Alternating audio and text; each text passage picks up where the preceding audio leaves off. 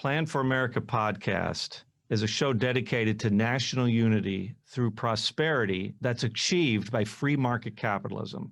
We believe that a rising tide does lift all boats.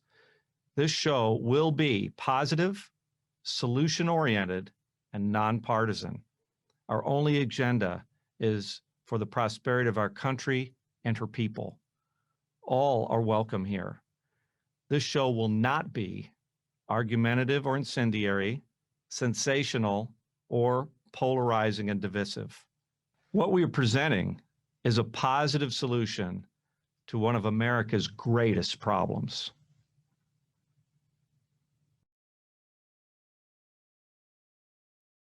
Hello and welcome to Plan for America podcast. I'm your host, Eric Nager, coming to you from Dynamic Reality Technologies on the campus of Coastal Alabama Community College in Fairhope, Alabama.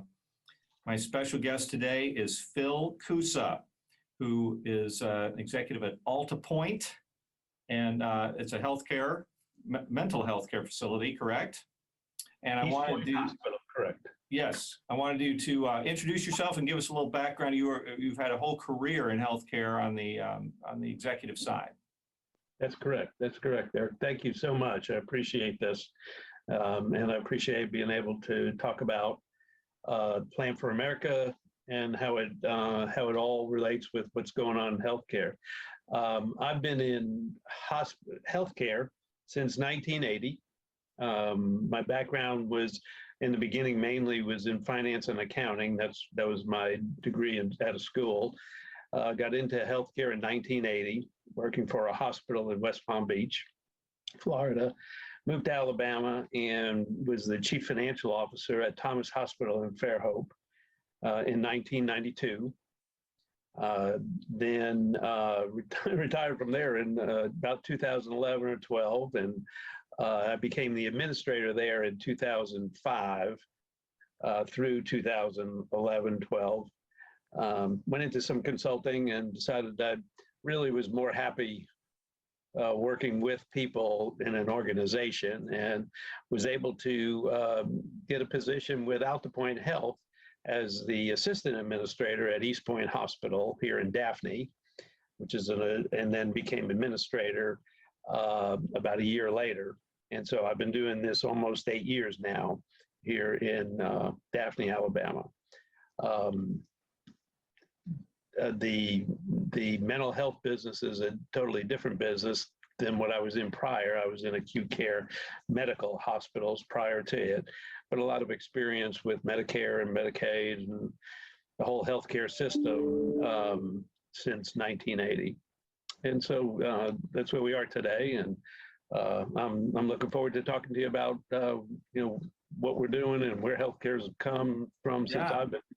Well, you have a great perspective to bring, Phil, and that's why I'm so glad you're a guest here today. We really haven't had a guest to really focus on the healthcare side yet in our podcast. We've been dealing mostly with the retirement side, the Social Security portion of our plan. But I think if you look at the whole problem of the entitlement program, Social Security is maybe 15% of the problem, and Medicare and Medicaid is about 85% of the problem. So that's really where the bulk of it lies, and we really have to unpack that and dig into that. So let's start with kind of the lay of the land of healthcare today in the United States. I mean, you got a lot of hospitals, small hospitals have been forced out of business. Medicare is not paying, in some cases, enough to attract new doctors into the field. I mean, there's some serious problems. We've seen the rising costs, exploding costs of healthcare, outpacing inflation for decades. What are some of the drivers of these problems, Phil? Can you give us an overview? Sure. The Medicare system has been around since about 1963, I believe it was. And when Medicare came in, what it did, just to kind of give a little backdrop, was there was a need for more healthcare, more hospitals. And so there was encouragement by the government to say, look, we will help you pay for this by paying for the bricks and mortar and also for the equipment that was needed. So they set up the system so that depreciation basically for building those buildings and buying that equipment would get reimbursed. And so just to give an example, if a hospital built a hospital and it had depreciation uh, of $2 million a year, just to give a number, and 50% of your business was Medicare, they would basically reimburse you 50% of your depreciation cost. And that's just on the capital side. Then on the operations side, they paid you a ratio of your costs to your charges. So if I charge $1,000 and it costs me $800 to take care of that specific patient, they pay me 80% of that. Okay. So the encouragement was, we're going to pay you to take care of these Medicare patients. And if you do that, we'll help give you that money. Well, after a while, the government finally realized, hey, we're paying way too much money doing this, so we're going to change the system. And so somewhere in the 80s to 1990, they changed that to the DRG system, which was the diagnostic related groups type system. Well, when they did that, you went from getting paid 80% of your charges to getting paid about 30% of your charges. Mm. And so hospitals had to learn how to be a business. A lot of healthcare operations were run by clinical people and not by financial people, which was a real dynamic. So you had to get somebody that was clinically and financially together, and you had to work together to learn how to be efficient, but still take care of the patient appropriately. So it's taken many, many years. So over that period of time, the government spent a lot of money paying hospitals. Then all of a sudden they cut them back, and people were used to getting paid a lot of money for doing things, and then they weren't paid a lot of money for doing things. Forced physicians to look at. Now they didn't do this to the physicians until almost the 2000s. So once the physician was hit financially, then they had to work together with the hospitals together to try to figure out how are we going to survive on the reimbursement that was there. Well, the damage was already done by paying all this money out, which caused a lot of debt to the federal government because they were pretty much stuck in this reimbursement system where they had to pay to take care of it, and nobody was really looking at the quality and the amount of money that was being spent. Hospitals then realized they weren't getting paid enough by Medicare. Right today, most hospitals in the state of Alabama, anyway, I'm going to talk about, they're not getting paid enough money to even cover their costs. Medicaid is just another item on top of that list because they get paid less than what Medicare pays.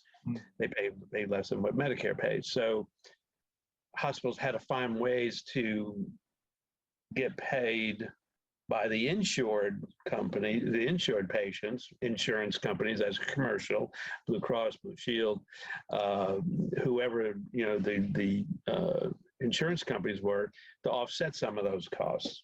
Well, then guess what?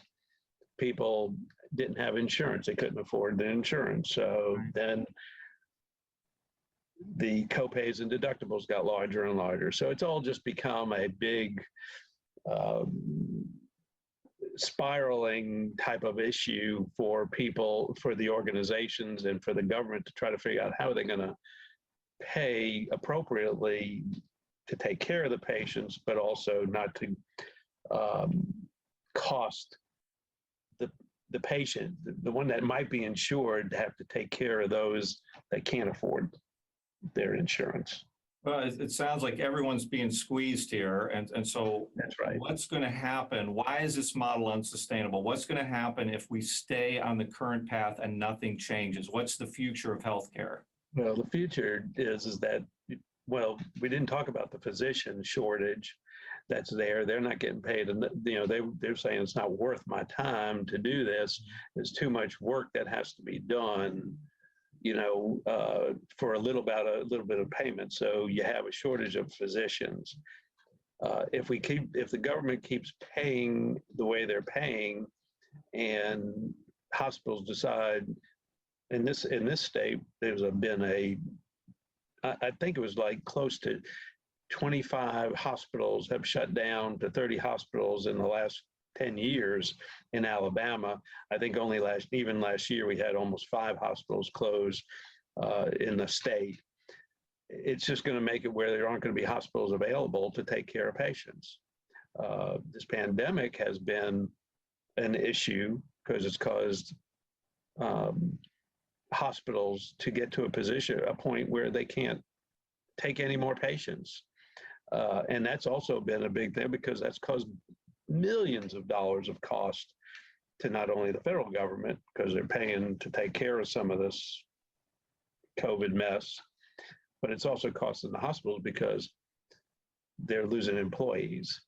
So, I mean, it's become, I don't know the answer to that, what's going to fix that, but I think there's going to have to be some way that the federal government can pay for the catastrophic things that need to be done, and the public needs to understand, and the people need to get educated to understand that healthcare, it's something that we should all have us to take care of ourselves, but it's not the government's place to take care of that for us. We need to take care of that ourselves, and the government needs to take care of those things that are important, like our safety and our security against, foreign governments and those kinds of things. Right. National defense and all that. National defense, right? And you touched briefly, you mentioned Alabama. That's obviously your most knowledgeable with your own state. Can we touch briefly on what it means for the states? Medicare is a big portion of most state budgets, and how is this unsustainable model squeezing them as well? Well, it's really Medicaid. Medicare is the government part of it. The Medicaid is one of those things that a portion is paid by the state, and then they're matched by the federal government, how much they're going to get paid. Well, the federal government's going to finally say, we don't have it.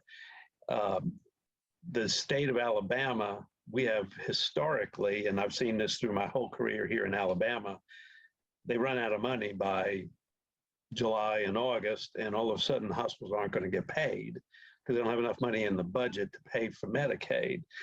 So, it's already unsustainable. They're having to borrow from somewhere else to get those funds, or they're having to tax the state hospitals in order to get paid, get enough money to pay everybody else. So, for instance, the university hospitals that have a lot of Medicaid, they have to pay a tax, which then goes into a fund that's managed and then is paid back to them in a lesser amount so that they can pay for the Medicaid patients. It's a very complicated calculation that's done. The Alabama Hospital Association kind of helps manage that along with the state government. And there's just people just aren't getting taken care of. Medicaid system only pays for people, for children up to the age of 21, from 21 to 65, which is Medicare. Adults don't get covered by Medicaid unless you have children under the age of 19. Mm-hmm.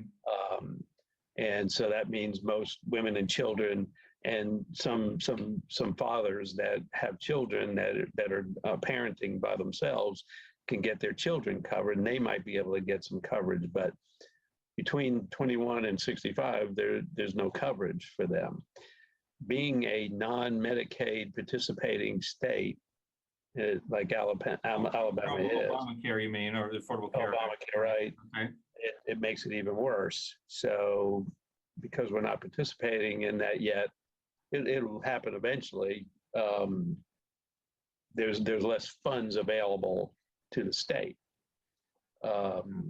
for us to take care of those Medicaid patients. So more and more people don't have coverage. The hospitals have to take care of them. It becomes uncompensated care for the hospitals. And once again, another shortfall, not only from Medicare, but now Medicaid that they have, and those that are uninsured.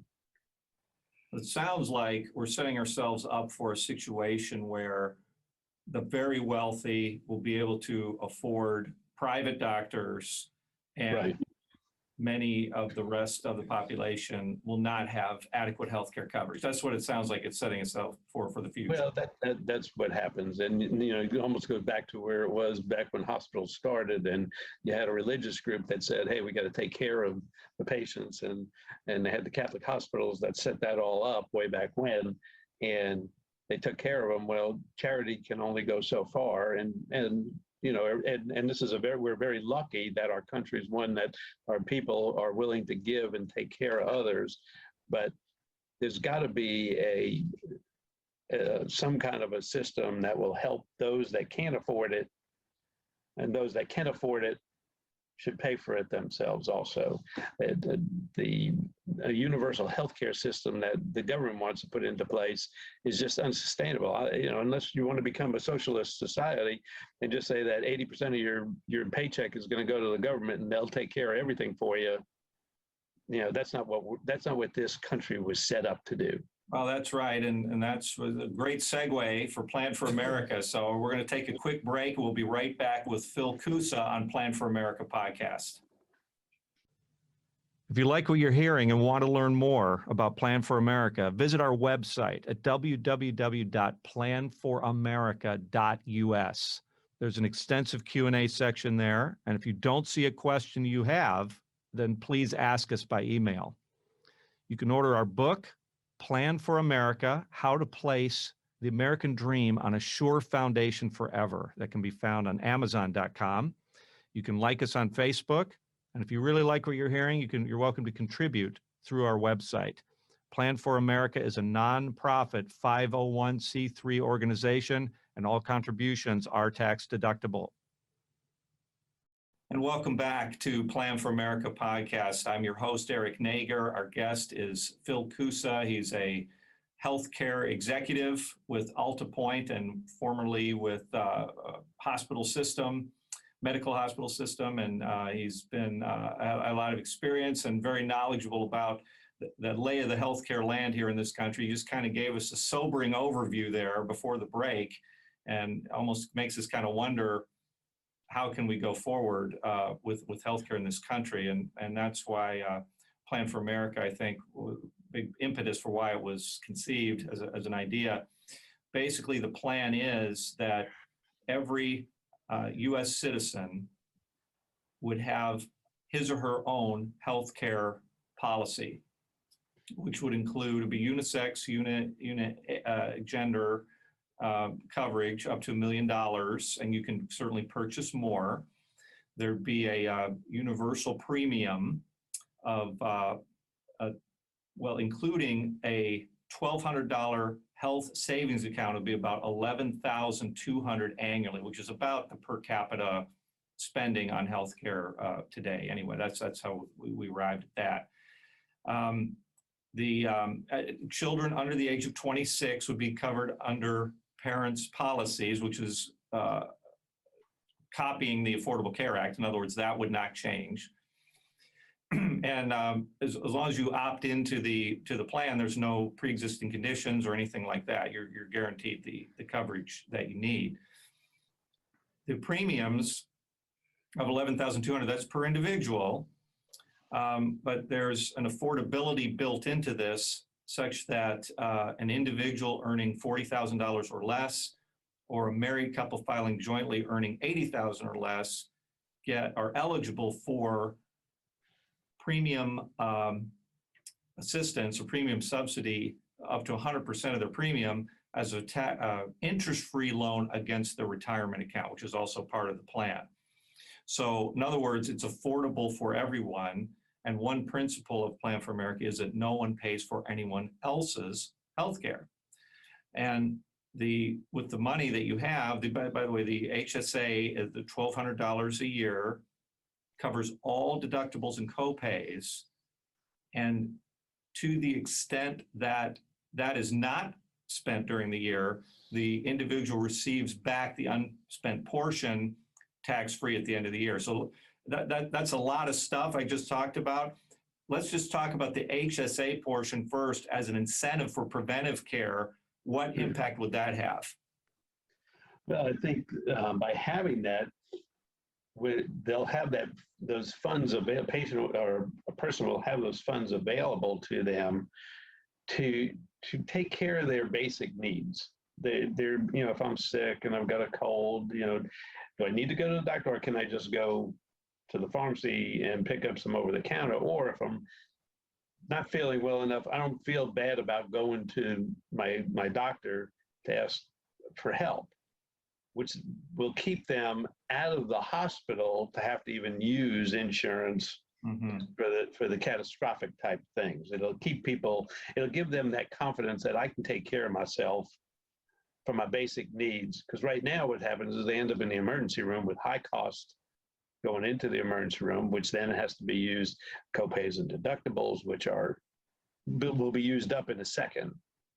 This will take care of their basic, I've got a cold, I've got a, stomach ache, whatever the item happens to be, but that's enough money to take care of you to go to the doctor for your regular checkups and those kinds of things.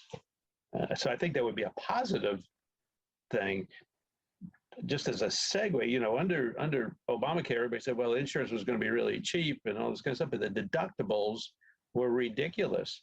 So if you had a $5,000 deductible or copay, you were paying out of pocket all for everything, and people were afraid to even go to the doctor because they were afraid to get better. And then what happened? They got really sick and they ended up in an emergency room, and then they ended up in the hospital. So those huge deductibles and copays are killing them more than anything else, and the hospital didn't get paid because they couldn't afford them. Yeah. So then the hospital had to write that all off. So I think by having this HSA available to them, people will go and take care of themselves. There's a fear of going to the doctor that I won't be able to afford to do it. Well, now you have that right there, and not have to use your regular insurance, for your basic care. Yes. The other aspect is that you can spend the healthcare dollars on whatever you want to spend it on. It's not prescribed for one particular thing. So for example, a senior could use money from this plan for nursing home care, for example, which Medicare does not reimburse for, I understand. So we believe that will also create some level of competition and hold prices down, exploding healthcare prices down. Please comment on that aspect of it. Well, that's true. There's no competition, in the state of Alabama. You have one insurance company that pretty much rules it. And so there's no competition across state lines. Here you're going to have this available to you, and it'll force the insurance companies to reduce their premiums, and for those individuals that are not covered by their companies, if they're working for someone and that doesn't have insurance coverage. Small businesses, for instance, the small business doesn't have insurance a lot of times that they can afford to take care of their employees, or they're too small to be able to handle that. This would allow people, this would force insurance companies to reduce their premiums to allow others to be able to purchase those that they can, if they didn't want to be part of Plan for America, to do that. Well, and these would be national insurance plans, not subject to any one state. You'd completely portable across state lines. Would really be separated from your employer. I mean, you'd have your own personal plan, and so we think that would help with salaries too, because employers wouldn't be paying for healthcare. They could pay their employees more. Exactly. They don't have that. That's a huge part of 27, on average, 25 to 30% of a business's costs is healthcare coverage. Is healthcare costs. And growing. That's a lot of money. That's right. So if you have that, and there's also some price transparency built into this too, so people would know how much a procedure is here versus there, and price transparency and the portability, we think would really mitigate against healthcare inflation. And Sure. then, you have the interest-free loan against against your retirement plan for those who can't afford it. So it really becomes more an affordable thing for everyone.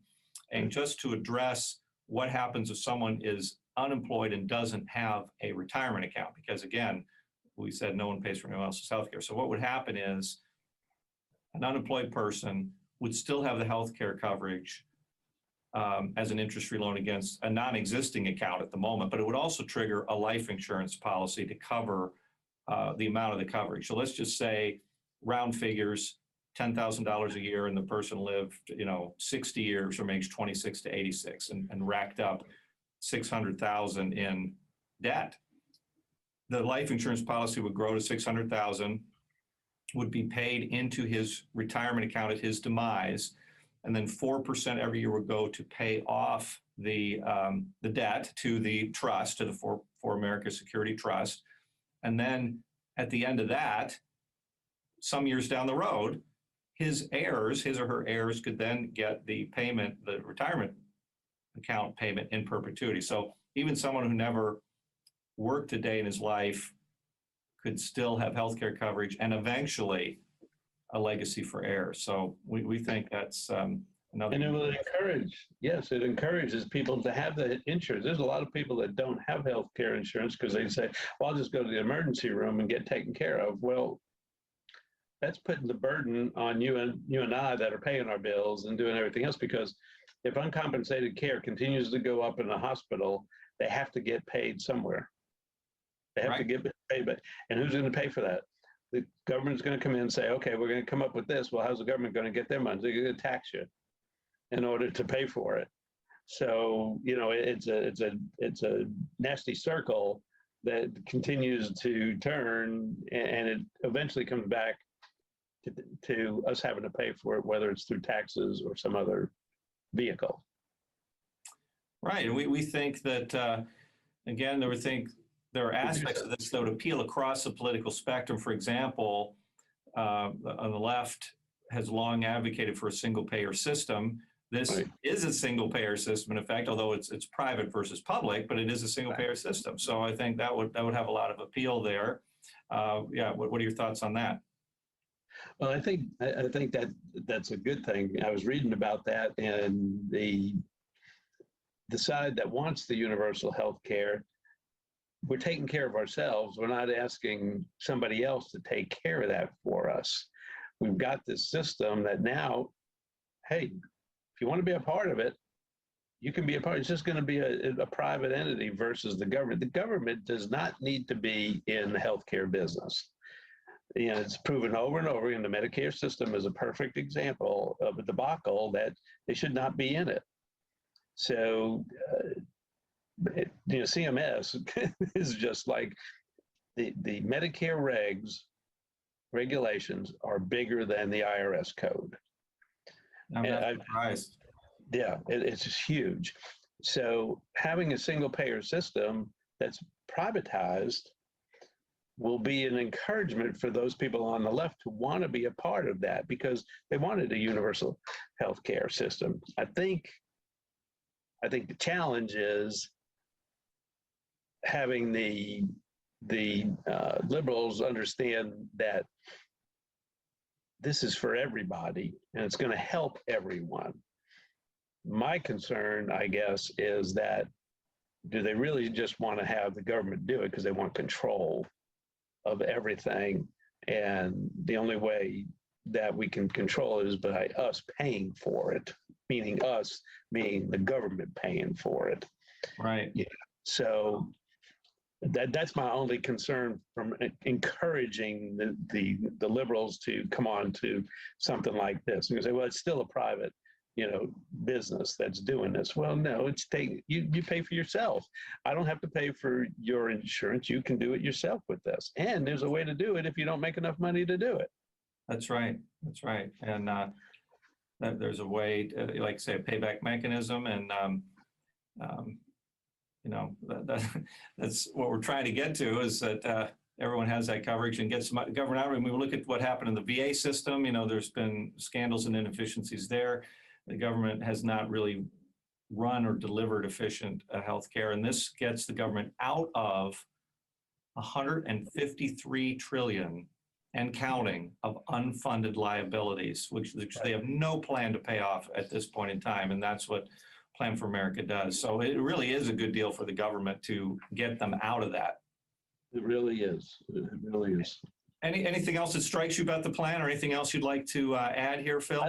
I just think from the plan side of it, it encourages people let's look at it for healthcare and the plan. It encourages people to be covered to have insurance coverage. There's a lot of people that just are not going to get covered. They're going to say, I can't afford it. Mm-hmm. And when you say that you can't afford it, you're not thinking past today, past here. That's young people today are saying, why do I need to have insurance? I can go to the emergency room if I need some. I'm healthy. But guess what? COVID has hit. Just think of the impact of these young people in the hospital without insurance, and they're on ventilators. This is happening today, right now, in our local community. And it's costing someone to pay for that. If they're not under their parents' plan until they're 26, or if they're over 26 and they haven't gotten some kind of private insurance to cover them, it's now the hospital that's going to have to pay for that. I don't have those numbers available to me, but I do know what's happening within the hospitals right now. And young people of 26 and 29 years old, either dying in the hospital or being on ventilators for a long period of time before they get out, has got to cost the hospitals an unbelievable amount of money. Oh, I'm sure. And with our plan, if you opt in to the retirement side, it triggers the healthcare. You have to have the healthcare too. Exactly. Retirement side. And you're there's a sliding scale. I wanted to also say for the 40,000, the income, the 40 and the 80,000, there are partial loans that cover people even beyond that. So it really is designed to be affordable for everyone. Right. It really does it really helps everyone in this situation, the provider, the doctor, the hospital, the nursing home, whomever it happens to be, and then the person having to utilize those resources.